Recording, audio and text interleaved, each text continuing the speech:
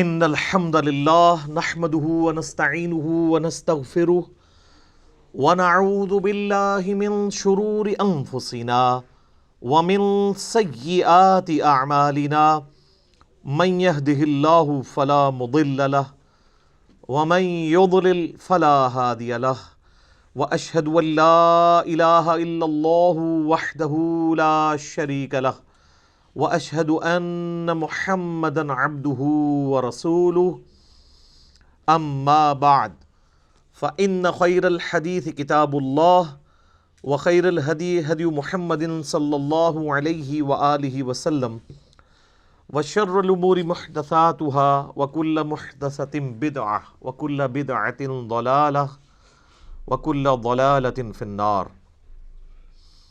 اعوذ باللہ السمیع العلیم من الشیطان الرجیم من ہمزہ ونفخہ ونفثہ بسم اللہ الرحمن الرحیم رب اشرح لی صدری ویسر لی امری واحلل عقدۃ من لسانی یفقہوا قولی بسم اللہ الرحمن الرحیم ان اللہ وملائکتہ یصلون علی النبی یا ایہا الذین آمنوا صلوا علیہ وسلموا تسلیما اللہم صل علی محمد وعلی آل محمد کما صلیت علی ابراہیم وعلی آل ابراہیم انک حمید مجید اللہم بارک علی محمد وعلی آل محمد کما بارکت علی ابراہیم وعلی آل ابراہیم انک حمید مجید اللہم ربنا آتنا فی الدنیا حسنة وفی الآخرة حسنة وقنا عذاب النار لا الہ الا انت سبحانک انی کنت من الظالمین حسبنا اللہ ونعم الوکیل یا حی یا قیوم برحمتک استغیث ولا حول ولا قوة الا باللہ العلی العظیم ربنا آتنا من لدنک رحمتا وہیئ لنا من امرنا رشدا آمین۔ الحمدللہ آج 29 دسمبر 2019 کو سنڈے کے دن قرآن کلاس نمبر 10 میں ہم انشاءاللہ تعالی سورۃ البقرہ کی آیت نمبر 21 سے آنورڈ سٹارٹ لیں گے۔ آج انشاءاللہ ہمارا یہ 2019 کا آخری درس ہوگا، اگلے سنڈے کو 2020 سٹارٹ ہو چکی ہوگی۔ اعوذ باللہ من الشیطان الرجیم بسم اللہ الرحمن الرحیم یا ایہا الناس اعبدوا ربکم الذی خلقکم والذین من قبلکم لعلکم تتقون۔ میرے بھائیو، اس سے پہلے جو 20 آیات گزری ہیں ان میں اللہ تبارک و تعالیٰ نے انسانیت میں جو 3 گروہ ہیں، نمبر 1 اہل ایمان، نمبر 2 وہ لوگ جو جان بوجھ کے کفر اختیار کرتے ہیں، اور نمبر 3 منافقین، ان کا ذکر کیا تھا۔ اب یہ پوری وہ تمہید کے بعد اس رکوع کے اندر آیت نمبر 21 سے آنورڈ آیت نمبر 29 تک یہ مسلسل اب یہ جو 9 آیات ہیں یہ قرآن حکیم کی دعوت ہے اپنے مخاطب کو، کہ قرآن اپنے مخاطب سے کیا چاہتا ہے، اللہ تعالیٰ کی کیا ریکوائرمنٹ ہے، یہ کتاب کس لیے نازل ہوئی ہے، انبیاء کے آنے کا مقصد کیا ہے، اس دنیا کی زندگی کا آخر انجام کیا ہونے والا ہے۔ یعنی پوری کی پوری جو ایک ڈاکٹرن ہے دین کی، وہ اس ایک رکوع کے اندر 9 آیات کے اندر بڑی زوردار طریقے سے بنیادی جو باتیں جو انسانوں کے علم میں ہوتی ہیں اس کی بنیاد کے اوپر بیان ہوئی ہیں۔ اسی لیے آپ دیکھیں اس کا خطاب، اگرچہ یہ صورت تو مدنی ہے اور مدنی صورتوں کا اسلوب زیادہ تر یا ایھا الذین آمنوا کے ساتھ ہوتا ہے، لیکن چونکہ یہ پوری انسانیت کو دعوت دی جا رہی ہے اس لیے ان آیات کا جو سٹارٹ ہے وہ پوری انسانیت کو مخاطب کر کے ہے۔ یا ایھا الناس، اے پوری انسانیت، اے لوگو، اعبدوا ربکم، عبادت کرو اس رب کی، الذی خلقکم، جس نے تمہیں پیدا کیا، والذین من قبلکم، اور جو تم سے پہلے لوگ گزر چکے یا جو اگلے لوگ گزر چکے ان کو بھی اسی نے پیدا کیا، لعلکم تتقون، تاکہ تم ڈر سکو، پرہیزگار بن سکو۔ سارے انبیاء کی دعوت کا مقصد، ساری الہامی کتابیں نازل ہونے کا ایک ہی مقصد ہے کہ عبادت اس رب کی کرنی ہے۔ اللہ کو ماننا کافی نہیں ہے بلکہ اللہ کی بھی ماننی ہے۔ اسی لیے یہاں یہ بات نہیں آ رہی کہ اس اللہ کو مانو، بلکہ کہا جا رہا ہے اس اللہ کی عبادت بھی کرو، جس طرح سورہ النحل میں آتا ہے نا، آیت نمبر 36 میں، وَلَقَدْ بَعَثْنَا فِي كُلِّ أُمَّةٍ رَسُولًا أَنِ اعْبُدُوا اللَّهَ وَاجْتَنِبُوا الطَّاغُوتَ، اور بے شک ہر امت میں ہم نے کوئی نہ کوئی رسول مبعوث کیا ایک ہی بنیادی دعوت کے ساتھ کہ عبادت کرو اللہ کی، اور اللہ کے جو مخالفت پہ کھڑے ہوئے لوگ ہیں ان کو طاغوت کہا گیا، چاہے وہ جنوں میں سے ہیں یا انسانوں میں سے ہیں، ان کی آپ نے مخالفت کرنی ہے۔ یہ ساری الہامی کتابوں کی دعوت کا خلاصہ، تمام انبیاء کی دعوت کا خلاصہ ایک اللہ کی عبادت ہے۔ عبادت کہتے ہیں ٹوٹل اوبیڈینس کو، یعنی صرف اللہ کو ماننا کافی نہیں بلکہ اللہ کا مکمل تابع فرمان بننا ہے۔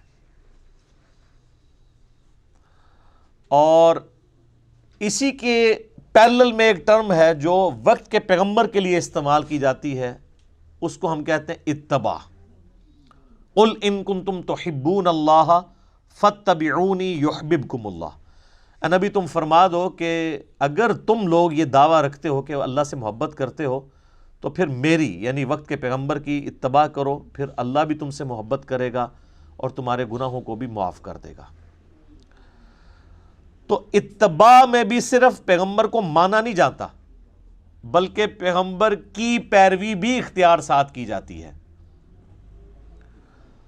تو ان دونوں چیزوں کو آپ سمجھ لیں، عبادت ہے اللہ کی محبت کے ساتھ، اس کو ماننے کے ساتھ اس کی ماننا، اور اتباع رسول ہے رسول اللہ کی محبت صلی اللہ علیہ وآلہ وسلم کے ساتھ آپ صلی اللہ علیہ وآلہ وسلم کی اوبیڈینس، پیروی اختیار کرنا۔ صرف اطاعت نہیں ہے بلکہ محبت کے ساتھ اطاعت ہے۔ اطاعت پلس محبت اللہ کے کیس میں ہو تو عبادت ہے، اور اطاعت پلس محبت رسول اللہ کے کیس میں ہو صلی اللہ علیہ وآلہ وسلم تو یہ اتباع رسول ہے۔ تو اے لوگو عبادت کرو اس رب کی جس نے تمہیں پیدا کیا اور تم سے پہلے جتنے لوگ ہو گزرے ہیں ان کو بھی اسی نے پیدا کیا، تاکہ تم ڈر سکو، پرہیزگاری کی روش اختیار کر سکو، یعنی اللہ کے حضور تمہیں پیش ہونا ہے۔ یہ وہ بنیادی بات ہے جو کسی بھی انسان کو دعوت دینے کے لیے پہلی چیز ہی یہی ہونی چاہیے توحید کے اعتبار سے، کہ اس اللہ کو مانو اور اس اللہ کی مانو جس نے تمہیں پیدا کیا۔ سورہ طور میں بھی آتا ہے نا کہ کیا یہ لوگ بغیر کسی کے بنائے پیدا ہو گئے ہیں یا انہوں نے اپنے آپ کو خود پیدا کیا ہے؟ ہائے ہائے ہائے، دو ہی پاسبلٹیز ہو سکتی ہیں نا، یا انسان اپنا کریٹر خود ہو یا اس کو کسی نے پیدا نہ کیا ہو۔ تو یہ تو کیس کوئی نہیں ہے کہ کسی نے پیدا نہیں کیا۔ اس کی وجہ یہ ہے کہ پیدا ہونا ہماری نگاہوں کے سامنے ہے، ہمارے ماں باپ نے ہمیں پیدا ہوتے ہوئے دیکھا ہے اور ہمارے ماں باپ کو ان کے ماں باپ نے پیدا ہوتے ہوئے دیکھا ہے، تو کریشن تو ہوئی بھی ہے۔ تو کیا ہماری پیدائش جو ہے وہ ہمارے ماں باپ ذریعہ ضرور بنے ہیں لیکن ان کو تو نہیں پتہ کیسے پیدائش ہوئی ہے؟ وہ اللہ ہی ہے جو پرفیکشن کے ساتھ مخلوقات کو بناتا ہے، ان کو تو بالکل پتہ نہیں ہوتا۔ مخلوق جو پیدا ہو چکی ہے اسے خود اپنے بارے میں نہیں پتا کہ اس کے اندر کیا کچھ چل رہا ہے، سوچ بھی نہیں سکتا۔ آج اگر سائنس ہمیں یہ باتیں ٹروتھ ریویل نہ کرتی اس کائنات کے بڑے بڑے حقائق، تو ہم کبھی امیجن بھی نہیں کر سکتے تھے کہ کتنی یہ کمپلیکس کریشن ہے، کوئی بھی زندہ چیز ہے۔ اس پہ تو گھنٹوں بولا جا سکتا ہے۔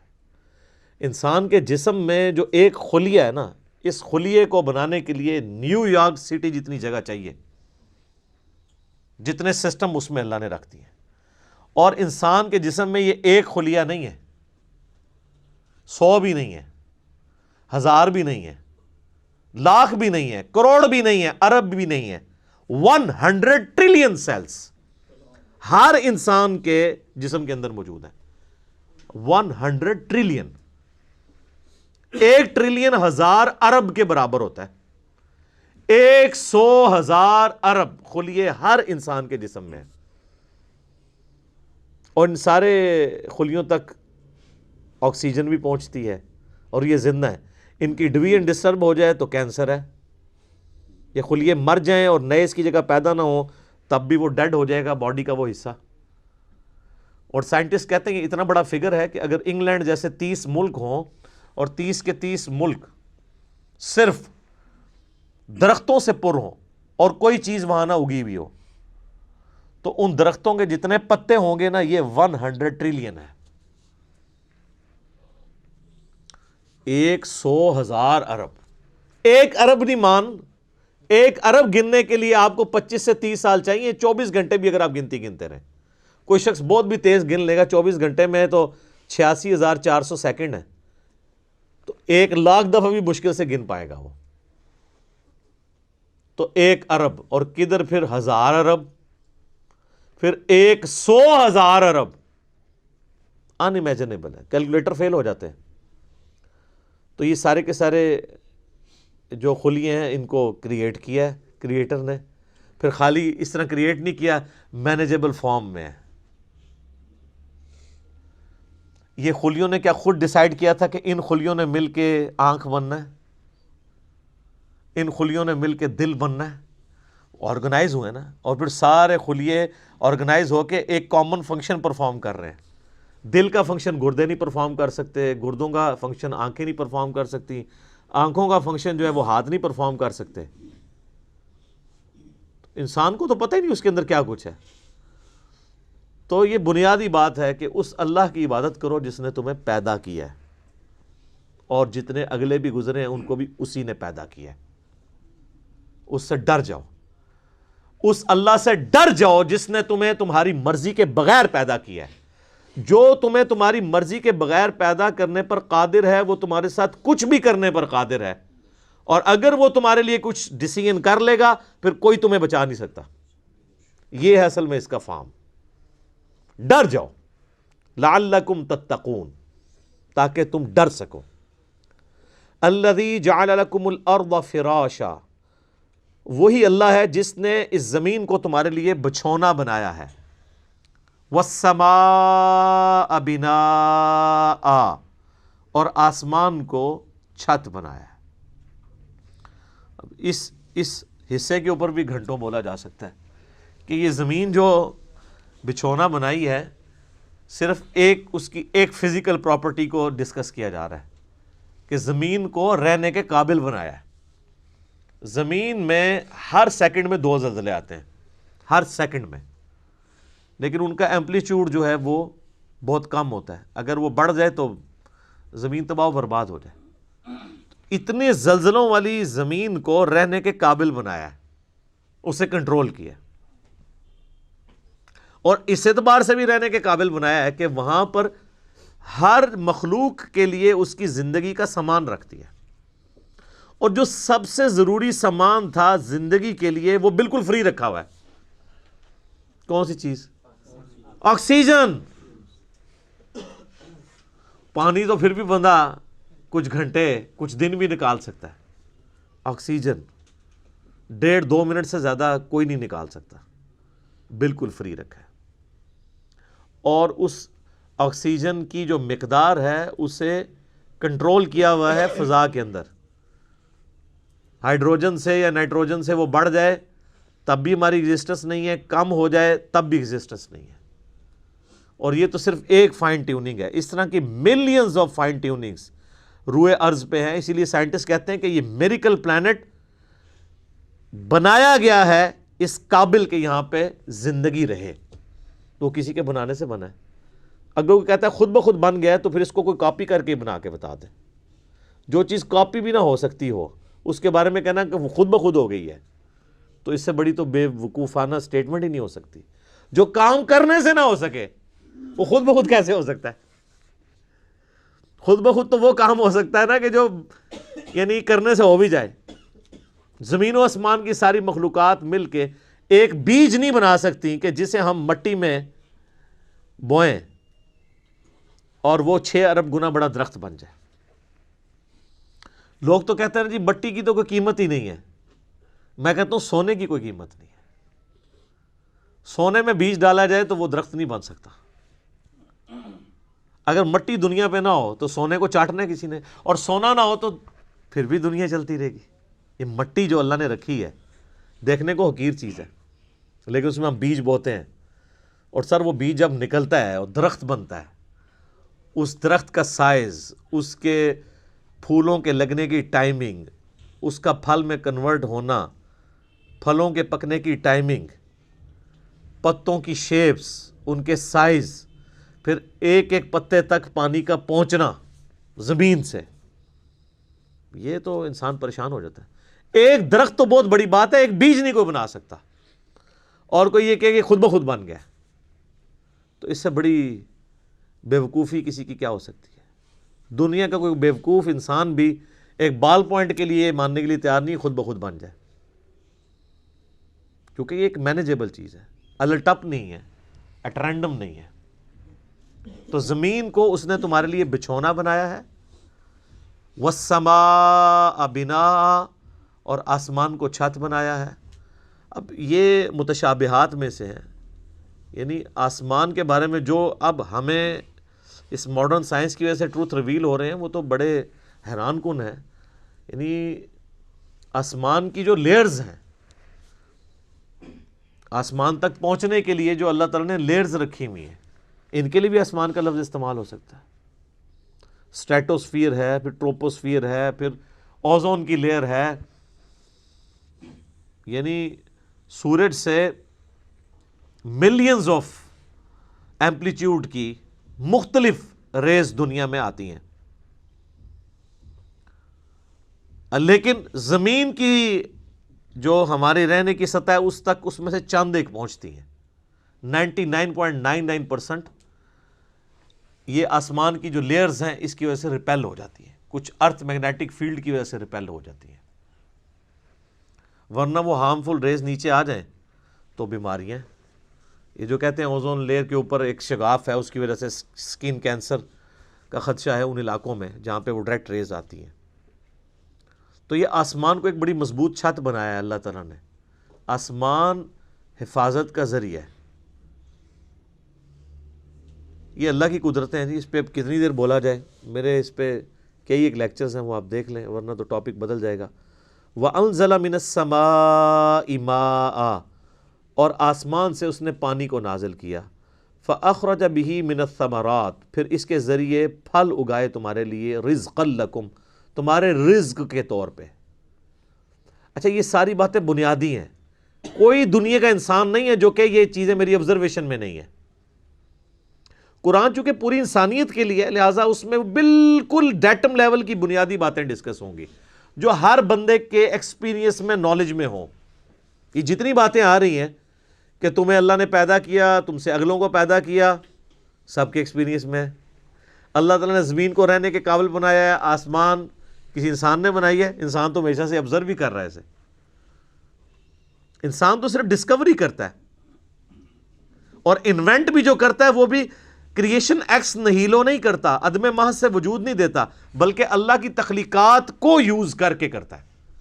اگر وہ یہ ٹیبل لکڑی کا بنا رہا ہے تو لکڑی اس نے نہیں بنائی ہے، لکڑی نیچر سے ہی آئی ہوئی ہے، کریشن ایکس نہیلو نہیں ہے، لیکن اللہ تعالیٰ بدیع السماوات والارض ہے، زمین و آسمان کو بغیر نمونے کے، کوئی چیز نہیں تھی تو پیدا کی ہے۔ انسان جو خالق ہے وہ اللہ کی تخلیق میں سے خلق کرتا ہے، لیکن انسان بدیع نہیں ہے، البدیع نہیں اسے کہہ سکتے آپ، بغیر نمونے کے چیزوں کو پیدا کرنے والا۔ تو آسمان کے ذریعے پانی ہم دیکھتے ہیں، اس کے ذریعے زمین سے رزق نکالتا ہے تمہارے لیے۔ اس میں کیا قیامت مضمر ہے، رزق نکالنا بھی کافی نہیں تھا اگر اس رزق کی کمپیٹیبلٹی ہمارے ساتھ نہ ہوتی۔ آپ شیر کے سامنے تازہ ترکاری لا کے ڈال دیں، بہترین سے بہترین سبزی بھی، وہ دیکھنا بھی گوارا نہیں کرے گا کیونکہ اس کی جبلت نہیں ہے، اس کے لیے وہ رزق نہیں ہے. اور بکری کے سامنے فریش قیمہ لا کے ڈال دیں آپ، اس کے لیے کوئی اٹریکشن نہیں ہے. تو صرف رزق تمہارے لیے رزق، یعنی رزق بھی پیدا کیا اور اس رزق کو کمپیٹیبل بھی بنایا. اور یہ رزق میں تو میں صرف کھانا پینے ڈسکس کر رہا ہوں، ورنہ تو ہر نعمت ہی رزق ہے. سب سے اہم ترین رزق آکسیجن ہے جو ہم انہیل کرتے ہیں، جس کے بغیر ہم 1.5-2 منٹ سے زیادہ زندہ ہی نہیں رہ سکتے. وہ سب کے لیے فری رکھتی ہے اللہ نے، کوئی اس کے اوپر ٹیکس نہیں ہے، کوئی آپ کو خریدنا نہیں پڑے گا، یہ آپ کے لیے فری ہے. تو جس اللہ نے یہ ساری نعمتیں دی ہیں، اس نے زمین کو رہنے کے قابل بنایا، آسمان کو تمہارے لیے مضبوط چھت بنایا تمہاری پروٹیکشن کے لیے، آسمان سے پانی نازل فرما کے زمین میں سے نباتات اگائے، اس کے ذریعے تمہارا یہ فوڈ سائیکل چلتا ہے سارے کا سارا. سب کچھ زمین سے ہی آ رہا ہے، چاہے وہ جانوروں کی خوراک ہو، چاہے پودوں کی خوراک ہو، چاہے ہماری خوراک ہو. زمین مر جائے تو ساری مخلوقات مر جائے. تو اللہ تعالیٰ فرماتا ہے جس نے یہ سب کچھ کیا ہے، فَلَا تَجْعَلُوا لِلَّهِ أَنْدَادًا وَأَنْتُمْ تَعْلَمُونَ، پھر اللہ کے ساتھ کوئی مد مقابل نہ ٹھہراؤ اور تم جانتے تو ہو، تم جانتے تو ہو کہ یہ کوالٹیز کسی اور کی ہے ہی نہیں ہے. یہ توحید تو تمہارے اندر موجود ہے کہ اللہ کے مد مقابل کوئی نہیں ٹھہرایا جا سکتا. مجھے بتائیں، قرآن اسٹارٹ میں جو توحید بیان ہوئی ہے، اس توحید کو پڑھ لینے کے بعد کوئی کسی بابے کو پکارے گا؟ کسی مرے ہوئے شخص کو پکارے گا؟ کسی زندہ شخص سے وہ چیزیں ڈیمانڈ کرے گا جس کا وہ اہل ہی نہیں ہے؟ امپاسبل ہے. کتنی بنیادی بات ہے. بس یہ ساری نعمتوں کے عوض میں تم سے ایک بات مانگ رہا ہوں، فَلَا تَجْعَلُوا لِلَّهِ أَنْدَادًا، پس مت بناؤ اللہ کے ساتھ کسی اور کو مد مقابل ند کے طور پہ. وَأَنْتُمْ تَعْلَمُونَ، اور تم جانتے تو ہو کہ کوئی ہے ہی نہیں ایسا کہ جسے بنایا جائے مد مقابل. کون ہو سکتا ہے؟ یہی ند کا لفظ ہے جو حدیث کے اندر آیا ہے، جو الادب المفرد میں صحیح سند کے ساتھ ہے، اور مسند امام احمد میں بھی ہے. ایک صحابی نے اللہ کے نبی علیہ السلام کے سامنے کہہ دیا، یا رسول اللہ ما شاء اللہ وشئت، جو اللہ چاہے اور جو آپ چاہیں. آپ فرمایا اجعلتنی للہ ندا، یہ وہی الفاظ ہے، کیا تو نے مجھے اللہ کے مد مقابل کھڑا کر دیا؟ قل بل ما شاء اللہ وحدہ، بلکہ کہہ جو اکیلا اللہ چاہے. اچھا، اس نے آگے سے نہیں آرگومنٹ کیا کہ یا رسول اللہ میں آپ کو اللہ کا بندہ ہی مان رہا ہوں، اللہ کا رسول ہی مان رہا ہوں، میں نے آپ کو کوئی اللہ مان کے نہیں کہا، میں نے آپ کو کوئی مستقل بذات نہیں مانا، میں نے آپ کو جو ہے وہ عطائی مان کے ہی بات کی ہے، ذاتی مان کے بات دی. یہ ساری کہانیاں جڑی مولویوں نے پڑھائیاں نے اس زمانے نہیں سنونیاں. تو یہی ند کا لفظ وہاں پہ بھی استعمال ہوا ہے، اللہ کے ساتھ ند نہ ٹھہراؤ. وَإِن كُنتُمْ فِي رَيْبٍ مِّمَّا نَزَّلْنَا عَلَىٰ عَبْدِنَا، اور اگر تمہیں یہ شک ہو، کوئی شک ہو اس چیز کے بارے میں جو ہم نے اپنے بندے پر نازل کی ہے، یعنی قرآن. یہ قرآن جو اللہ کی کتاب ہے، جو نبی علیہ السلام کا واحد معجزہ ہے، جس کی بنیاد پہ دعوی نبوت ہے، اس کے بارے میں اگر تمہیں کوئی شک ہو کہ یہ کتاب انہوں نے خود گھڑ لی ہے یا یہ کتاب اللہ کی طرف سے نہیں ہے، کوئی انسانی کوشش ہے، فَأْتُوا بِسُورَةٍ مِّن مِّثْلِهِ، تو تم بھی کوئی اس سے ملتی جلتی ایک صورت ہی بنا کے لے آؤ. وَادْعُوا شُهَدَاءَكُم مِّن دُونِ اللَّهِ، اور بلا لو مدد کے لیے اپنے جتنے حمایتی ہیں اللہ کے سوا. ان کنتم صادقین، اگر تم سچے ہو. اللہ کے سوا جتنوں کو بلانا ہے تم بلا لو. جنوں، بلکہ سورہ بنی اسرائیل میں تو آتا ہے کہ سارے جنوں انس بھی مل کے اگر اس طرح کی کوئی کتاب بنانا چاہیں تو کتاب نہیں بنا سکیں گے. اچھا، یہ قرآن حکیم میں مختلف جگہ مختلف یعنی چیلنجز آئے ہیں. سورہ ہود کے اندر بھی، سورہ یونس میں بھی. سورہ ہود کے اندر تو 10 صورتوں کا ذکر ہے کہ 10 صورتیں بنا کے لے آؤ اگر بنا سکتے ہو. سورہ یونس میں ہے کہ ایک صورت ہی اس سے ملتی جلتی کو بنا کے لے آؤ، ایک صورت بنا کے لے آؤ. یہاں پہ تو آخری چیلنج ہے کہ کوئی ملتی جلتی، چلو اگر مکمل نہیں تو کوئی قریب قریبی کوئی صورت بنا کے لیا، تو یہ کوئی مشکل کام تو نہیں تھا۔ قرآن حکیم کی تو ایک بڑی چھوٹی سی صورت ہے، سورۃ الکوثر، انا اعطیناک الکوثر فصل لربک وانحر ان شانئک ھو الابتر۔ اس کی بھی کوئی کاپی نکالی جا سکتی تھی ایسے لوگوں کی طرف سے جو یعنی اتنے فصیح اللسان تھے کہ وہ دوسروں کو اجمی کہا کرتے تھے، ان کو اپنی زبان کے اوپر اتنا ناز تھا، فی البدی وہ عام جو گفتگو ہے اس کو بھی شاعری کے انداز میں بیان کر دیا کرتے تھے۔ لیکن یہ تاریخ میں نہیں ملتا کہ کسی نے یہ چیلنج اس طریقے سے قبول کیا ہو۔ اتنی شرم و حیا ان کے اندر بھی موجود تھی۔ ویسے آج کل کچھ لوگوں نے طب آزمائی کرنے کی کوشش کی ہے، وہ صورتیں بنا کے اس کو ملتے جلتے الفاظ کے ساتھ پھر قرآن کے سٹائل میں اسے تلاوت کر کے یوٹیوب پہ اپلوڈ بھی کیا ہوا ہے۔ اس پہ میرا ایک کلپ بھی آیا تھا، آپ یوٹیوب کے اوپر دیکھ سکتے ہیں، اپلوڈڈ ہے۔ قرآن سے ملتی جلتی جو صورتیں ہیں اس کے حوالے سے، تو میں نے بتایا تھا اس طریقے سے نہیں ہے یہ، جو اس کی ججمنٹ جو ہے وہ عربی لنگوسٹک کے لوگ کریں گے۔ صرف اس سے ملتے جلتے الفاظ کے ساتھ کوئی عربی کا کوئی لٹریچر سامنے لے آنا یا خود لکھ لینا یا کوئی شاعری کر لینا، ظاہر ہم اجمی تو جج نہیں کر سکتے۔ ہاں، اجمیوں کے لیے ٹیسٹ یہ ہے کہ آج کے دور کا ہمارے پاس جو سب سے بڑا ٹچ سٹون ہے وہ سائنٹیفک فیلڈ کا علم ہے۔ اس کے اعتبار سے کوئی بھی قرآن حکیم کی ایک آیت بھی ایسی نہیں ہے جو اسٹیبلش سائنس کے خلاف ہو۔ اس ٹیسٹ سے آپ اسے گزار کے دیکھ لیں، لیکن وہ اسٹیبلش سائنس ہونی چاہیے، ہائپوتھیسز یا تھیوریز نہیں ہونی چاہیے، تو اس پہ بھی یہ پرفیکٹلی فلفل ہوگی۔ ڈاکٹر مورس بوکائل ایک فرینچ سرجن تھے، انہوں نے ایک اس کے اوپر کتاب بھی باقاعدہ لکھی ہے، مسلمان ہو گئے تھے، بائبل، قرآن اینڈ سائنس کے عنوان سے۔ اردو میں ترجمہ بھی ہوا ہے لیکن وہ بڑی مشکل سی اردو ہے اس کی، انگلش میں بھی ترجمہ ہوا ہے اس کا۔ بل وہ اسی رزلٹ پہ پہنچے ہیں کہ ساری الہامی کتابوں میں قرآن ہی ایسی ایک واحد الہامی کتاب ہے جس میں کوئی سائنٹیفک فالٹ موجود نہیں ہے۔ باقی کتابوں میں ایسی چیزیں ملتی ہیں، اور ظاہر ہے وہ اس لیے ہیں کہ وہ ٹیمپر ہوئی ہیں، یعنی ان کے اندر تبدیلی ہو چکی ہے، اس میں اللہ تعالیٰ کی طرف اسے منسوب نہیں کیا جا سکتا۔ یہ کتاب محفوظ ہونے کی ایک بہت بڑی دلیل یہ بھی ہے کہ اس میں آپ کو کوئی سائنٹیفک ایرر جو اسٹیبلش سائنس والی چیزیں ہوں، ہائپوتھیسز نہ ہوں، وہ نہیں ملے گا۔ تو اگر تم سچے ہو تو اس طرح کی کوئی صورت ہی بنا، یہ اس زمانے کے لیے تو تھا وہ والا چیلنج، آج تک بھی یہ صرف عرب کے لوگوں کے اعتبار سے ہے، باقی اجمیوں کے لیے تو پھر باقی اعتبار سے بھی قرآن معجزہ ہی ہے۔ فَإِن لَمْ تَفْعَلُوا، اور پس اگر تم ایسا نہ کر سکو، وَلَن تَفْعَلُوا، اور تم ہرگز ایسا نہیں کر سکو گے۔ اللہ تعالیٰ نے اس پہ اپنا اوپینین بھی دے دیا ہے کہ یقیناً تم کر بھی نہیں پاؤ گے۔ فَاتَّقُوا النَّارَ الَّتِي وَقُودُهَا النَّاسُ وَالْحِجَارَةُ، تو ڈرو اس آگ سے جس کا ایندھن آدمی اور پتھر بننے والے ہیں۔ اعدت للکافرین، جو اللہ نے تیار کر کے رکھی ہے انکار کرنے والوں کے لیے۔ اچھا، یہ کافرون کا ترجمہ یا مسلمون کا ترجمہ جو ہے نا، وہ ہم عموماً تو کر رہے ہوتے ہیں مسلمان اور کافر، اصل جو ترجمہ ہے نا مؤمنون کا یا مسلمون کا، سر تسلیم خم کرنے والے، بات ماننے والے، اور کافر وہ ہیں جو بات نہیں ماننے والے۔ کوئی مسلمان بھی کافر ہو سکتا ہے، اور کوئی کافر بھی مسلمان ہو سکتا ہے کہ کوئی صحیح بات مان لے۔ وہ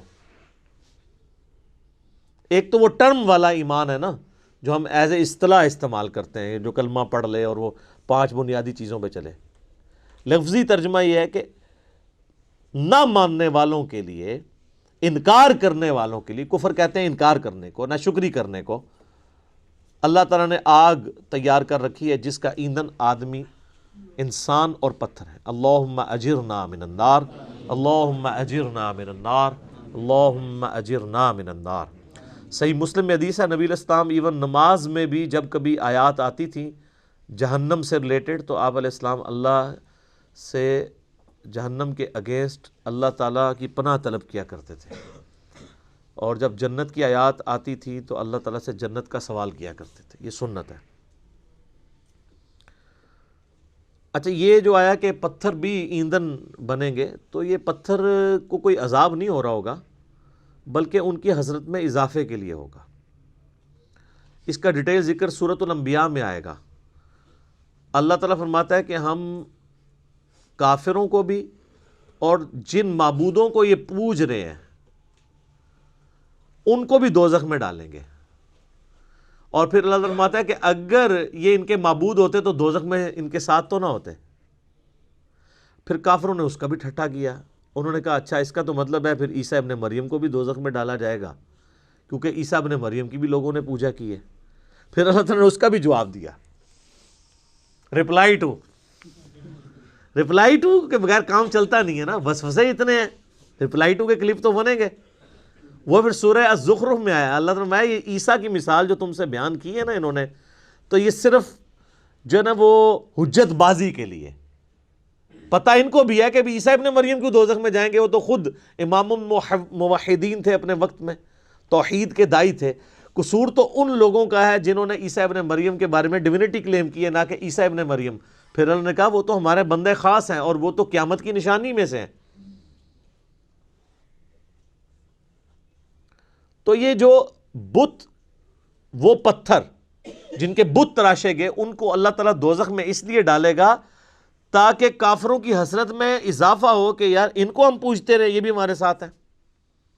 اس کا یہ مطلب نہیں ہے کہ وہ ان پتھروں کو عذاب ہو رہا ہوگا، بلکہ وہ پتھر تو الٹا ان کے لیے خود عذاب بن جائیں گے، کیونکہ جب پتھر گرم ہوں گے تو وہ تو گرمائی زیادہ فیل ہوگی. پتھر بھی لوگ گرم کر کے ان سے بھی ہیٹ حاصل کرتے ہیں نا، وہ تو ان کے لیے ہوگا. اب دوزخ کے اوپر 19 فرشتے ہیں تو فرشتوں کو عذاب تو نہیں ہو رہا ہوگا، وہ تو مامور ہیں دوزخیوں کو مارنے پیٹنے کے لیے. اللہ تعالیٰ تو اس بات پہ قادر ہے کہ ایک ہی فریم آف ریفرنس میں مختلف لوگوں کے اوپر مختلف حالت طاری کر دے. یہ تو ہم نے دنیا میں ایکسپیرینس کیا ہے. آپ میں سے اگر کسی کو ملیریا ہوا ہو سخت گرمیوں میں تو اسے تو 2 رضائیاں بھی اڑا دی جائیں تو اس کی ٹھنڈ نہیں ختم ہوتی. باقی تو گرمی سے اف اف کر رہے ہوتے ہیں اور اس کو ٹھنڈ اتنی لگی ہوتی ہے کہ وہ کہتا ہے میرے اوپر اور اڑاؤ. ایک ہی جگہ پہ ٹیمپریچر بے شک 40 تک پہنچ چکا ہوا ہے، اس کو ٹھنڈ لگ رہی ہے، حالانکہ ایکچوئل وہاں پہ گرمی ہے. تو یہ اللہ تعالیٰ ایک فریم آف ریفرنس میں دنیا میں ایسی چیزیں کر کے بتاتا ہے کہ 2 مختلف بندوں پہ ایک ہی جگہ پہ 2 مختلف حالتیں طاری ہو جاتی ہیں. اللہ ہی اللہ ہے جی. یقین کریں کہ یہ جو چیزوں کی کوالٹیز ہیں یہ بھی اللہ کی وجہ سے ہے. اگر اللہ تعالیٰ کا امر اس کے پیچھے سے ہٹ جائے، آپ 7 سمندروں کا پانی بھی پی جائیں آپ کی پیاس نہیں بجھ سکتی. اور اگر آگ کے جلانے کی خاصیت اللہ تعالیٰ چھین لے، آپ پوری زمین کے درخت بھی جلا لینا، آپ ایک روٹی بھی نہیں پکا سکتے، کیونکہ وہ خاصیت ہی جب اللہ تعالیٰ لے لے گا. تو یہ دوزخ میں ان کافروں کے ساتھ پتھروں کو اس لیے جلایا جائے گا تاکہ ان کی حسرت میں اضافہ ہو، نہ کہ ان پتھروں کو عذاب دیا جا رہا ہوگا. اب سائملٹینیس کنٹراسٹ بھی آ رہا ہے جی. وَبَشِّرِ الَّذِينَ آمَنُوا وَعَمِلُوا الصَّالِحَاتِ. اور اے نبی علیہ السلام آپ خوشخبری دے دیجئے ان لوگوں کو کہ جو بات مان لیتے ہیں، یعنی ایمان لے آتے ہیں اور نیک اعمال اختیار کر لیتے ہیں، أَنَّ لَهُمْ جَنَّاتٍ تَجْرِي مِن تَحْتِهَا الْأَنْهَارُ، کہ ان کے لیے باغات ہیں جن کے نیچے نہریں بہتی ہوں گی. كُلَّمَا رُزِقُوا، جب کبھی بھی انہیں رزق دیا جائے گا اس جنت میں، منہا ان باغوں میں سے، من ثمرۃ الرزق، کوئی پھل رزق کی شکل میں ان کو جب پیش کیا جائے گا، اہل جنت کو جنت میں جب کوئی فروٹ دیا جائے گا، قالوا هذا الذي رزقنا من قبل، وہ کہیں گے یہ تو وہی ہے جو ہمیں اس سے پہلے دنیا میں بھی دیا جاتا تھا. وَأُتُوا بِهِ مُتَشَابِهًا، حالانکہ وہ ان کو اس سے ملتا جلتا فروٹ دیا جا رہا ہوگا، ایگزیکٹ نہیں ہوگا. ملتا جلتا اس لیے دیا جائے گا کہ انسان کی ایک نیچر ہے. دنیا میں بھی آپ دیکھ لیں، آپ کسی دسترخوان پہ بیٹھے ہوں تو سب سے پہلے اس چیز کو ہاتھ ڈالتے ہیں جس کے ساتھ آپ مانوس ہوں. آپ کسی ولیمے پہ بھی جاتے ہیں تو آپ کے سامنے کوئی ایسی عجیب و غریب ڈش آ جائے تو آپ اس کے رسک نہیں لیتے کھانے کا کہ پتہ نہیں کیا ذائقہ ہو، الٹا پلیٹ بھر کے بیٹھ جاؤں اور اس دوران جو میں نے کھانا تھا وہ ختم ہی ہو جائے. یہ بھی چانس ہوتا ہے نا. تو انسان مانوس اس چیز کے ساتھ ہوتا ہے جو پہلے اس نے اس کو ایکسپیرینس کیا ہو. یہ اللہ تعالیٰ نے انسان کی نیچر رکھی ہے. تو جنت میں بھی ابتدائی مہمان نوازی کے طور پہ جنتیوں کو وہ رزق دیا جائے گا جو دنیا میں وہ ایکسپیرینس کر چکے ہیں. آم، کیلا، انار، سیب، جو ہمارے ایکسپیرینس میں. اب دیکھنے میں تو وہ فروٹ دیکھنے میں تو ویسا ہی ہوگا، تو وہ کھانے سے پہلے ہی بات کریں گے کہ تو یہ وہی چیز ہے، ایتھے بھی آ کے وہی کچھ. لیکن اللہ فرمائے گا کہ ان کے اس کی طرح کا ہوگا لیکن ویسا نہیں ہوگا. اب انور اٹور کا ذائقہ اور ایک دیسی آم کا ذائقہ برابر ہو سکتا ہے؟ دیکھنے میں تو دونوں ایک جتنے ہوتے ہیں، شکل و صورت بھی ملتی جلتی ہوتی ہے، لیکن زمین آسمان کا فرق ہے ٹیسٹ میں. اسی طریقے سے چونسے کا ٹیسٹ ہو یا کسی دوسرے آم کا، وہ برابر نہیں ہو سکتا. تو یہ تو دنیا میں اللہ نے اتنا فرق رکھا ہوا ہے، تو آخرت میں جو آم دیا جائے گا وہ دنیا والا آم نہیں ہوگا. ہاں شکل و صورت میں ضرور ملتا جلتا ہوگا، لیکن اس آم کی تو کیا بات ہے. اللہ تعالیٰ جنت میں ہمیں اپنے محبوب صلی اللہ علیہ وآلہ وسلم کا پڑوس نصیب فرمائے، آمین. وَلَهُمْ فِيهَا أَزْوَاجٌ مُطَهَّرَةٌ، اور وہاں پہ ہوں گی ان کے لیے پاکیزہ بیویاں. پاکیزہ بیویاں دنیا کی بیویاں بھی اور جنتی حوریں بھی، وہ آگے چل کے ذکر آ جائے گا اس حوالے سے. اچھا، جنت میں جتنی بھی نعمتیں ہیں نا، ان میں جو یعنی ڈومیننٹ نعمتیں ہیں، ان کا کچھ نہ کچھ حصہ اللہ نے دنیا میں اس حوالے سے رکھا ہے کہ انسان اس نعمت کو ایکسپیرینس کر سکے. لیکن وہ زمین آسمان کا فرق ہے، لیکن کسی درجے میں ایکسپیرینس کروایا گیا، اور ایکسپیرینس کروایا گیا ہے تو تبھی ان چیزوں میں اٹریکشن ہے. اگر اٹریکشن نہیں ہوگی تو اس کے لیے تگ و دو کون کرے گا. اچھا، اس سے یہ بھی بات پتہ چلی کہ جنت کا لالچ بھی اللہ تعالیٰ خود دے رہا ہے. لہذا یہ جو ڈاکٹرین مشہور کی گئی ہے کہ ہمیں دوزخ کے ڈر کی وجہ سے یا جنت کی لالچ میں عبادت نہیں کرنی چاہیے، اللہ کے لیے کرنی چاہیے، تو یہ بالکل جعلی ڈاکٹرین ہے. اس کو مولا علی علیہ السلام کی طرف لوگوں نے منسوب کر دیا ہے کہ وہ کہتے تھے میں تو اللہ کی عبادت صرف اللہ کے لیے کرتا ہوں، جنت کی جو ہے وہ طلب میں یا دوزخ کے ڈر کی وجہ سے نہیں کرتا. اس کے اوپر بھی میرا ایک کلپ ریکارڈڈ موجود ہے کہ یہ ڈاکٹرین صوفیاء نے پیش کی ہے، یہ قرآن کی ڈاکٹرین نہیں ہے. کیونکہ جنت کا جو لالچ ہے، اس کے پیچھے لگنا اللہ ہی کی تو اطاعت ہے. یہ جنت کا لالچ شیطان نے دیا یا اللہ نے؟ تو اگر آپ جنت کو نگیٹ کرتے ہیں، جنت کا مذاق اڑاتے ہیں یا دوزخ کو ہلکا جانتے ہیں، تو آپ یہ جنت یا دوزخ کو بے عزت نہیں کر رہے ہوں گے، بلکہ آپ اللہ تعالیٰ کے خلاف بغاوت کا علم بلند کر رہے ہوں گے. یہ تو اس نے رکھی ہوئی ہے نا چیزیں، یہ ساری لالچیں وہی دیتا ہے نا. یہ وہ لالچ نہیں ہے جو بری بلا ہو، یہ وہ لالچ ہے جس کے لیے انسان کو کوشش کرنی چاہیے. قرآن پاک میں درجنوں آیات ہیں، آگے چلیں گے تو یعنی اللہ تعالیٰ فرماتا ہے کہ کوشش کرنے والوں کو ایسی جنت کے لیے کوشش کرنی چاہیے، خود اللہ تعالیٰ اس کی طرف. تو اسی طریقے سے یعنی جو ایک اللہ تعالیٰ نے سیکس کا جذبہ رکھا ہے انسان کے اندر، اس کا ایکسپیرینس دنیا میں کسی فارم میں کروایا، تبھی جنت کی حوروں کا لالچ دیا جا سکتا ہے. اور اسی طریقے سے جو فروٹ ہے اس کا ذائقہ دنیا میں رکھا ہے، جبھی جنت کی فروٹ کا آپ کو لالچ دیا جا سکتا ہے. باقی تو بخاری مسلم میں حدیث ہے کہ اللہ تعالیٰ نے جنت میں وہ نعمتیں تیار کر رکھی ہیں جو نہ کسی آنکھ نے دیکھی، نہ کسی کان نے سنی، نہ کبھی کسی کے دل پہ بھی اس کا گمان گزرا. وہ تو ان امیجنیبل ہے. یہ صرف متشابہات ہیں، چیزیں ملتی جلتی چیزیں دنیا میں، صرف بات سمجھانے کے لیے. اور دنیا کی نعمتیں تو فنا ہونے والی ہیں، لیکن ان نعمتوں کے ساتھ آ رہا ہے وَهُمْ فِيهَا خَالِدُونَ، وہ رہیں گے ہمیشہ ہمیش اس کے اندر، نہ ختم ہونے والی نعمتیں. اچھا، دنیا میں کوئی بڑے سے بڑی بھی نعمت ہے نا، وہ اچھی انسان کو لگتی ہے، لیکن جیسے ہی اس کے چھوٹ جانے کا خیال آتا ہے تو دل کے اوپر غم کا غلبہ ہو جاتا ہے. اور جنت میں غم نہیں ہے، اس لیے جنت میں ہمیشہ کی نعمتیں. بخاری اور مسلم کی حدیث ہے کہ میدان محشر میں لا کے مینڈے کی شکل میں موت کو قتل کیا جائے گا، اور جب بلایا جائے گا تو باقاعدہ ایک یعنی ندا کی جائے گی. جہنمی جو ہے جہنم کے کنارے پہ آ جائیں گے اس خوشی کی وجہ سے کہ شاید ہمارے نکلنے کے لیے کوئی اب سبب ہونے لگا ہے، اور جنتی جنت کے کنارے پہ آئیں گے اس ڈر کے ساتھ کہ ہمیں کہیں جنت سے نہ نکال دیا جائے، تو پھر اللہ تعالیٰ موت کو مینڈے کی شکل میں لا کے وہاں پہ ذبح کرے گا،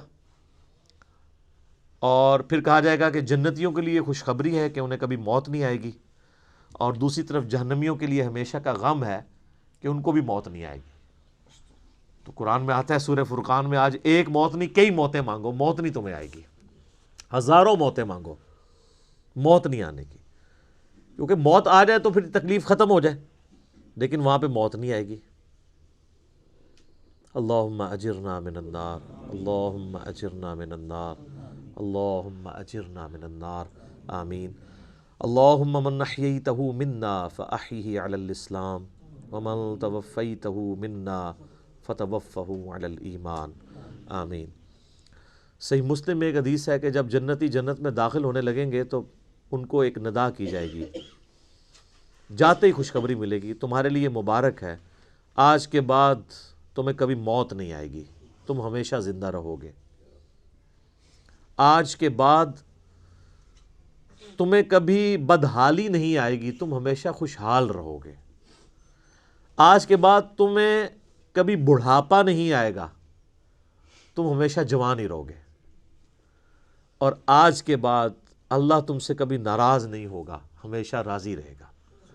یعنی دنیا میں تو سب سے بڑی اہل ایمان کے لیے ٹینشن ہی یہی ہے نا کہ میں نے یہ کیا تو ناراض نہ ہو جائے۔ جنت وہ جگہ ہے جہاں کچھ بھی کر لیں اللہ ناراض نہیں ہوگا، ہر وہ چیز جو دنیا میں بھی جرم تھی وہاں جا کے وہ جرم نہیں رہے گی۔ دنیا میں مرد کے لیے سونا پہننا حرام ہے، اور جنت میں سونے کے کنگن پہنائے جائیں گے، ریشم کا لباس پہنایا جائے گا۔ قرآن پاک میں آتا ہے، بخاری مسلم میں درجنوں احادیث ہیں، جسے شوق ہو تو مشکات المصابیح کی 3 جلد میں جنت والا چیپٹر پڑھ لیں تو آپ کو اندازہ ہوگا کہ جنت میں اللہ تعالیٰ نے کیا کچھ رکھا ہے انسان کے لیے۔ لیکن یہ بات اپنی جگہ ہے، ایک حقیقت ہے کہ جنت پہنچنا بڑا مشکل ہے، یہ سب سے بڑا المیہ ہے۔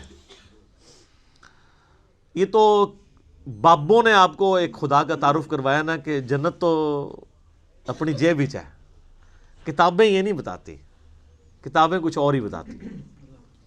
صحیح مسلم میں حدیث ہے کہ اللہ تعالیٰ نے جنت کو ناگوار چیزوں سے ڈھانپ رکھا ہے، یعنی جنت تک پہنچنے کے لیے کئی ناگوار چیزوں سے آپ کو گزرنا پڑے گا، پھر جنت آئے گی۔ اور جہنم کو اللہ تعالیٰ نے خوشنما چیزوں سے ڈھانپ رکھا ہے، یعنی ہر اٹریکٹ فل چیز دوزخ کی طرف لے کے چلی جائے گی۔ ناگواری تو ہے نا، یعنی روزانہ 5 وقت نماز پڑھنا دنیاوی طور پہ ایک تردد تو ہے، سردیوں میں وضو کرنا ایک تردد تو ہے، گرمیوں کے روزے رکھنا ایک تردد تو ہے، حلال اور حرام کا فرق کرنا ایک تردد تو ہے، اور دوسری طرف آپ جو اپنی مرضی کے مطابق کوئی بھی کام کرتے جائیں وہ سیدھا آپ کو دوزخ کی طرف لے جائے گا، جو آپ اپنی مرضی سے کریں گے، اور جو اللہ کی مرضی سے کرنا پڑتا ہے اس میں تردد تو ہے، ظاہر وہ نفس کے خلاف ہے۔ تو یہ مسلم شریف کی حدیث کمال حدیث ہے کہ جنت ناگوار چیزوں سے ڈھانپی ہوئی ہے اور جہنم خوشنما چیزوں سے۔ اس کی ایکسپلینیشن جامع ترمذی میں، سنن ابی داؤد میں، سنن نسائی اور ابن ماجہ میں ہے کہ جب اللہ تعالیٰ نے جنت کو پیدا کیا تو حضرت جبرائیل علیہ السلام سے کہا کہ جائیں جنت کو جا کے وزٹ کریں کہ میں نے کیسی رہنے کی جگہ بنائی ہے۔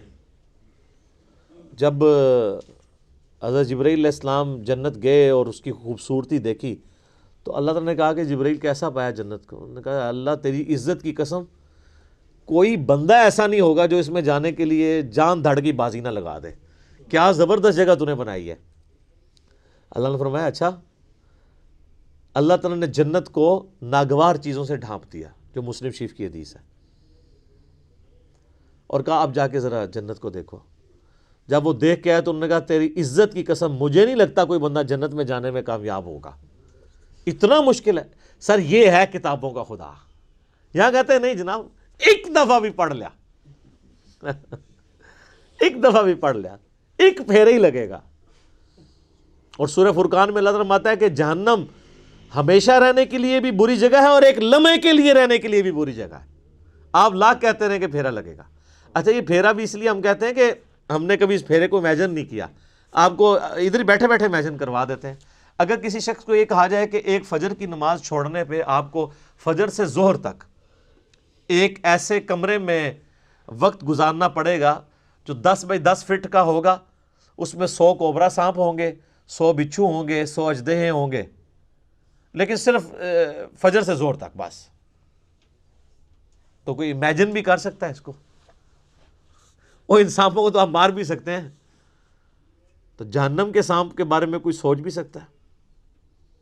چونکہ ہم نے امیجن نہیں کیا ہوتا اس لیے ایک پھیرے کی بات کرتے ہیں. اور یہ تو بہت بڑی میں نے مثال دی ہے. اگر کسی شخص کو کہا جائے نا کہ فجر کی نماز چھوڑنے پہ فجر سے ظہر تک آپ کو صرف ایک موم بتی کا وہ چھوٹا سا جو فلیم ہوتا ہے نا اس کے اوپر یوں ہاتھ رکھنا پڑے گا فجر سے ظہر تک، سر 10 سیکنڈ نہیں کو رکھ سکتا. تو یہ کہنا آسان ہے پھیرے والی بات. اچھا وہ جو ترمذی، ابو داؤد، نسائی، ابن ماجہ کی حدیث ہے نا، اس میں آگے آتا ہے کہ پھر اللہ تعالیٰ نے حضرت جبرائیل سے کہا کہ جہنم جب پیدا کی، فرمایا جہنم کو جا کے دیکھو. جہنم دیکھ کے آئے، انہوں نے کہا اللہ تیری عزت کی قسم مجھے نہیں لگتا کوئی بندہ کوشش کرے گا کہ کوئی بھی ایسا عمل کرے کہ دوزخ میں جا کے گرے، یہ تو جگہ ہی ایسی تو نے بنا دی ہے. اللہ تعالیٰ نے پھر دوزخ کو، جہنم کو خوشنما چیزوں سے جب ڈھانپ دیا نا، جو مسلم شریف والی حدیث ہے، میں اسی کی ایکسپلینیشن آپ کو دوسری حدیث سے کر رہا ہوں. یہ سر کتابوں کا دین ہے، بابوں کا نہیں ہے.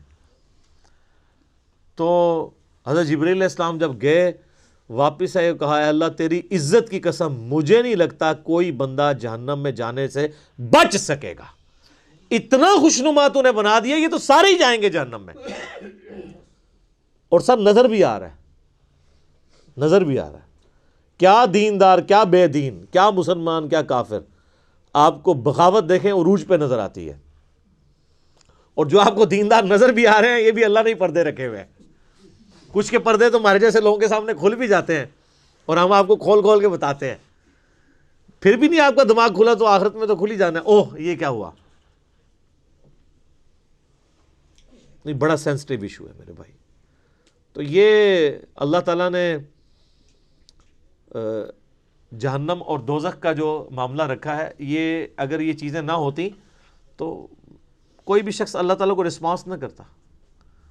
میرا ایک یوٹیوب پہ کلپ بھی ہے، خدا انسان کی ضرورت کیوں ہے. خدا انسان کی ضرورت ہے ہی اس لیے کہ انسان مر جاتا ہے.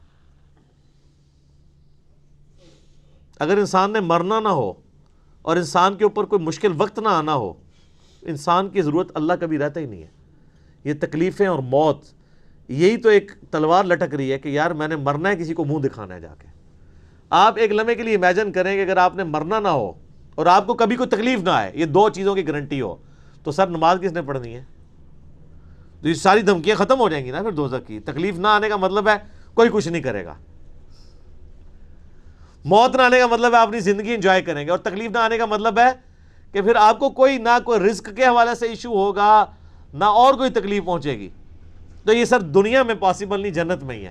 لیکن دنیا میں بھی یہ ہو جائے نا تو اللہ تعالیٰ انسان کی ضرورت نہیں رہتا. اسی لیے اللہ تعالیٰ نے یہ موت کا الذی خلق الموت والحیات لیبلوکم ایکم احسن عملا رکھا ہوا ہے. یہ جو تلوار لٹکائی ہے وہ اس لیے تو لٹکائی ہے. تو یہ ساری چیزیں نہ ہو تو انسان کا قبلہ نہیں درست ہوتا.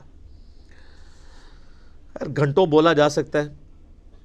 اگلی بڑی اہم ترین آیت ہے آیت نمبر 26. قرآن حکیم کے اسلوب کے اوپر ایک کافروں نے اعتراض کیا تھا، اور کچھ نہیں، یعنی وہ قرآن کے مثل کوئی صورت تو نہیں بنا کے لا سکے، لیکن ایک اعتراض انہوں نے کیا تھا کہ اگر یہ اللہ کی کتاب ہے تو اللہ تو اتنا پڑھا لکھا ہے، اتنا ایجوکیٹڈ ہے، اتنی اونچی ہستی ہے، لیکن قرآن میں مثالیں وہ بیان کرتا ہے، کبھی مکھی کی، کبھی جو ہے وہ مکڑی کی. سورۃ العنکبوت میں کافروں کے ایمان کو مکڑی سے تشبیہ دی. سورہ الحج کے اندر کہا کہ یہ جن کو اللہ کے سوا پکار رہے ہیں یہ ایک مکھی پیدا نہیں کر سکتے، اور مکھی سے کوئی چیز چھین کے لے جائے یہ واپس نہیں لا سکتے. تو اتنی بڑی کتاب میں اتنی حقیر چیزوں کی مثالیں کیوں ہیں؟ تو اس قرآن کا اسلوب کہ قرآن مشکل کتاب نہیں بلکہ اتنی آسان کتاب ہے، عام انسان کے ساتھ بحث کرتی ہے. دیکھ لیں آپ، اس میں کوئی فلسفیانہ باتیں اس طریقے سے نہیں ہیں، موٹی موٹی باتیں ہیں. تو اگر یہ اللہ کی کتاب ہوتی تو بڑی مشکل ہونی چاہیے تھی، علماء سے پوچھ پوچھ کے چلنا چاہیے تھا. پھر تو یہی کہتے ہیں نا. اور قرآن کم از کم 4 دفعہ سورۃ القمر میں کہہ رہا ہے وَلَقَدْ يَسَّرْنَا الْقُرْآنَ لِلذِّكْرِ فَهَلْ مِن مُدَّكِرٍ، قرآن کو ہم نے نصیحت کے لیے آسان کر دیا ہے کوئی جو نصیحت حاصل کرے اس سے؟ تو اتنی مشکل کتاب ہونی چاہیے تھی اگر یہ اللہ کی کتاب ہے۔ تو اللہ تعالیٰ نے وہ متھ توڑی ہے، ان اللہ لا یستحیی ان یضرب مثلا ما بعوضۃ فما فوقها، بے شک اللہ اس بات سے شرم محسوس نہیں کرتا کہ وہ مچھر کی مثال دے یا اس سے بھی کسی حقیر چیز کی۔ کیوں؟ اللہ کا مقصد کسی کے اوپر اپنا علمی روب ڈالنا نہیں ہے، اللہ کا مقصد بات سمجھانا ہے، اور بات سمجھانے والا شخص جو ہوتا ہے نا وہ کبھی مشکل الفاظ نہیں استعمال کرتا۔ لہٰذا آپ یہ علماء کی جب ہم مشکل اردو اور ٹرمز سنتے ہیں نا، واللہ وہ اس نیت سے نہیں تقریر کر رہے ہوتے کہ انہوں نے عوام کو دین سمجھانا ہے، وہ یہ تقریر کر رہے ہوتے ہیں کہ میں اتنی مشکل ٹرمنالوجیز بول سکتا ہوں، اور پھر کہتے ہیں دیکھا جی وہ علامہ صاحب نے بڑے مشکل لفظ استعمال کیے۔ تو یہ علامہ صاحب نے اللہ کی سنت میں عمل نہیں کیا، اللہ کی اسی لیے تو پھر علماء کو چھوڑ گئی ہے نا پبلک۔ وہ کہتے ہیں ان کے پاس ہم ایک گھنٹہ بیٹھ کے سنتے ہیں، سمجھ نہیں آتی ہے، علی بھائی کے 5 منٹ کے کلپ میں اتنا کچھ سمجھ آ جاتا ہے۔ کیوں آتا ہے؟ عام فہم بات ہے۔ لیکن میں آپ کو مزے کی بات بتاؤں، یہ عام فہم بات کرنا یہ مشکل کام ہوتا ہے، مشکل باتیں کرنا آسان کام ہوتا ہے۔ اس لیے آپ دیکھتے ہیں کتنے لائق لوگ ہوتے ہیں، لیکن جب ان کو آپ ٹیچر بناتے ہیں انتہائی نالائق ٹیچر ثابت ہوتے ہیں، کیونکہ ٹیچنگ جو ہے ایک فن ہے، اس کے لیے صرف لائق ہونا کوئی کمال نہیں ہے، اس میں کمیونیکیشن آپ کو سکل چاہیے ہوتی ہے، آپ لوگوں کی سطح پہ اتر کے بات کر سکتے ہوں۔ تو یہ کیپیبلٹی مشکل کیپیبلٹی ہے۔ آپ یہ نہ سمجھیے گا جو مشکل باتیں کرتا ہے وہ آسان باتیں بھی کر سکتا ہے۔ آسان طریقے سے بات کرنا یہ زیادہ مشکل ہوتا ہے، اور مشکل طریقے سے بات کرنا یہ زیادہ آسان ہوتا ہے، ان کی کمپیٹنسی بھی نہیں ہوتی ہے۔ تو اللہ تعالیٰ ماتا ہمارا یہ مقصد نہیں ہے کہ ہم کسی کے اوپر روب ڈالیں گے۔ یہ کہتے ہیں اللہ نے یہ مثال کیوں بیان کی ہے؟ اللہ اس بات سے حیا محسوس نہیں کرتا۔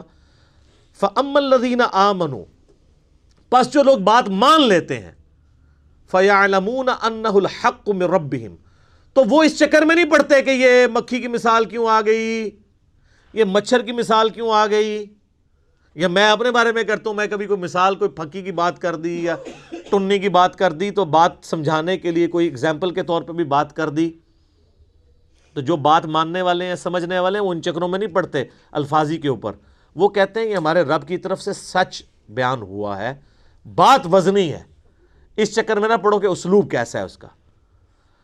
فَأَمَّا الَّذِينَ كَفَرُوا، جبکہ جو بات نہیں ماننے والے ہوتے ہیں، ہر بات میں وہ بات کی کھال اتارنے والے ہوتے ہیں، اور ان کا مقصد بات ماننا نہیں ہوتا بلکہ انکار کرنے کا کوئی بہانہ تلاش کرنا ہوتا ہے۔ فَيَقُولُونَ، تو وہ کہتے ہیں مَاذَا أَرَادَ اللَّهُ بِهَذَا مَثَلًا، اللہ کو یہ مثال بیان کر کے کیا ملا ہے، کیا ارادہ تھا اللہ کا، یہ باتیں کرنے کی کیا ضرورت ہے، کوئی مشکل باتیں ہونی چاہیے تھی۔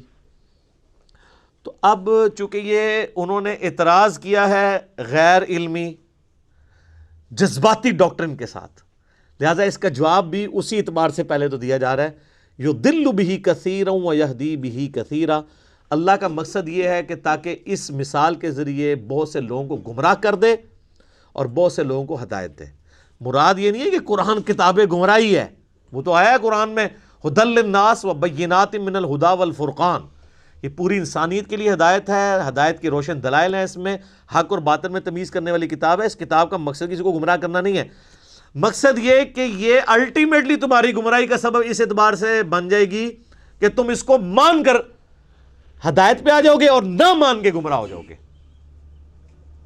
جیسا شیطان نے کہا تھا کہ اے اللہ اس آدم کی وجہ سے تو نے مجھے گمراہ کیا ہے، حالانکہ آدم کی وجہ سے نہیں ہوا تھا، وہ ہوا خود ہی تھا، لیکن اس نے یہ کہا کہ نہ آدم پیدا ہوتا تو نہ میرے امتحان آتا تو نہ اسرا ہوتا۔ تو انڈائریکٹلی یہ بات ادھر بھی اللہ تعالیٰ نے کہا ہے کہ اللہ تعالیٰ نے اس لیے کیا ہے کہ تم تاکہ جو ماننے والے ہیں ان کا ایمان میں اضافہ ہو جائے گا، جو نہ ماننے والے ہیں وہ گمراہ ہو جائیں گے، اور جو ماننے والے ہیں ان کو ہدایت مل جائے گی۔ اس کا یہ مطلب قطعاً نہیں ہے کہ قرآن پڑھ کے کسی کو گمراہی ملتی ہے، نعوذ باللہ من ذالک، یہ عقیدہ کفر ہے۔ میرا یوٹیوب پہ ایک کلپ بھی ہے، انڈیا پاکستان اور بنگلہ دیش کے لوگوں کے 2 کفریہ علماء کے 2 کفریہ عقیدے۔ ایک کفریہ عقیدہ یہی ہے اس میں سے کہ جی قرآن جو ہے یہ گمراہ کر دیتا ہے. یہ اکثر آپ سنتے ہیں نا، قرآن گمراہ کر دیتا ہے. ڈائریکٹ پڑھنے سے انسان، اچھا انڈائریکٹ پڑھنے سے بھی گمراہی ہوتا ہے. انڈائریکٹ کدھر پڑھنے دیتے ہیں؟ وہ کہتے ہیں پڑھنا ہی نہیں ہے. ڈائریکٹ انڈائریکٹ تو ہے وہ انگریزی والی رہ گئے. انڈائریکٹ نہ انہوں نے خود پڑھا ہوا ہوتا ہے اور نہ کسی کو پڑھنے دیتے ہیں. وما يضل به الا الفاسقین، اور اس سے گمراہ تو نہیں ہوتے ہیں مگر وہ لوگ جو نافرمان ہیں، نافرمانی کی روش اختیار کیے ہوئے لوگ ہیں، جو جان بوجھ کے گمراہ ہونا چاہتے ہیں. وہ ان کے لیے قرآن میں پھر گمراہی ہے، کیونکہ جب وہ چاہ ہی رہے ہیں کہ ہم نے قرآن پاک میں نکالنی ہے اس قسم کی باتیں جس سے ہم قرآن سے دور بھاگیں، تو ظاہر ہے پھر قرآن پہ انہوں نے عمل کہاں سے کرنا ہے. حتیٰ کہ علماء یہود کے بارے میں سورہ الجمعہ میں آیا کہ ان کی مثال ان گدھوں کی سی ہے، جیسے گدھے کے اوپر کتابیں لاد دی جائیں نا، اس کتاب سے وہ اکتساب نہیں کر سکتا. لہٰذا علماء یہود کے پاس پروفیسیز موجود تھیں ان کی کتابوں میں کہ نبی آخر الزماں آئیں گے صلی اللہ علیہ وآلہ وسلم، لیکن ان کتابوں سے انہوں نے اکتساب نہیں کیا تو برباد ہو گئے. تو جو کتابوں سے اکتساب کرے اس کے لیے یہ باتیں نہیں کہ وہ گمراہ ہوگا. جو کتاب ہونے کے باوجود اس میں عمل نہ کرے یا شوکیس میں بس سجا کے رکھے، پڑھی ہوں کتابیں پڑھی ہوئی نہ ہو، وہ گمراہ ہوتے ہیں. اسی تو ہم کہتے ہیں کتابوں کا خدا اور ہے اور بابوں کا خدا اور. جو کتابوں کے خدا کو نہیں مانتا نا، اسے کبھی بھی خدا کا تعارف نہیں ہوتا، کیونکہ نبی علیہ السلام نے ہمیں بابیں نہیں دی ہیں، کتابیں دی ہیں. آج کی ڈیٹ میں قرآن اور سنت کتابی شکل میں ہی ہمارے پاس موجود ہے نا. اس کے اوپر کافی اور باتیں مجھے کرنی ہیں، لیکن اب چونکہ ٹائم ختم ہو چکا ہے، اگلی دفعہ ہم اسی آیت کی جو آگے ان فاسقوں کی نشانیاں کیا ہیں جو قرآن کے ذریعے جو گمراہی کماتے ہیں، آیت نمبر 27 سورۃ البقرہ کی آن ورڈ انشاءاللہ اگلی دفعہ سٹارٹ کریں گے. صلاۃ بر محمد وآل محمد. اللہم صلی علی محمد وعلی آل محمد کما صلیت علی ابراہیم وعلی آل ابراہیم انک حمید مجید. اللہم بارک علی محمد وعلی آل محمد کما بارکت علی ابراہیم وعلی آل ابراہیم انک حمید مجید. اللہ تعالیٰ سے دعا ہے جو حق بات میں نے کہی اللہ تعالیٰ ہمارے دلوں میں راسخ فرمائے. اگر جذبات میں میرے منہ سے کوئی غلط بات نکل گئی تو اللہ تعالیٰ ہمارے دلوں سے ہی اسے دور کر دے، ہمیں معاف بھی کر دے، ہمیں کتاب و سنت کی تعلیمات پر عمل کر کے دوسرے بھائیوں تک پہنچانے کی توفیق عطا فرمائے. سبحانک اللہم و بحمدک اشہد ان لا الہ الا انت استغفرک و اتوب الیک وما علینا الا البلاغ المبین. جزاکم اللہ خیرا.